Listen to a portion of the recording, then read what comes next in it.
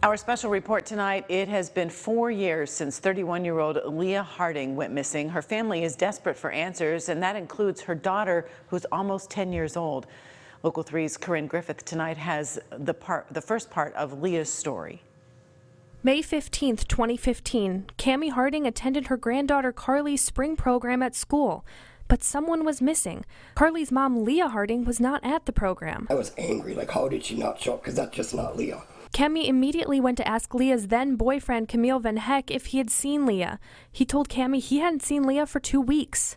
Oh, me and her got in a fight 2 weeks ago. I dropped her off at your house, and no, he didn't. And at that point, I knew something horrible happened. But where was Leah? The last anyone had heard from her was a text 2 weeks earlier saying she was fighting with Camille.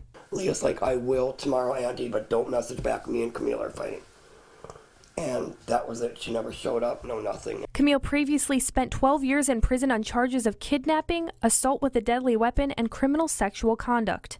Oh yes, he was very abusive. There is a picture floating out there in the web. She was really beat up. And she gave that picture to her cousin, who said, if anything happens to me, look at Camille.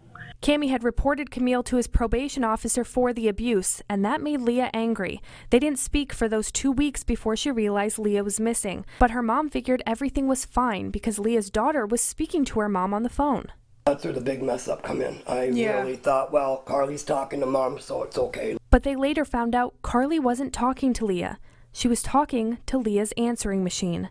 Leah hadn't been seen or heard from for 2 weeks. Tomorrow on Local 3. I never realized what a mass it is to look for a body and that's what we were looking for. Where was Leah? What does Camille know? And where does the investigation stand today?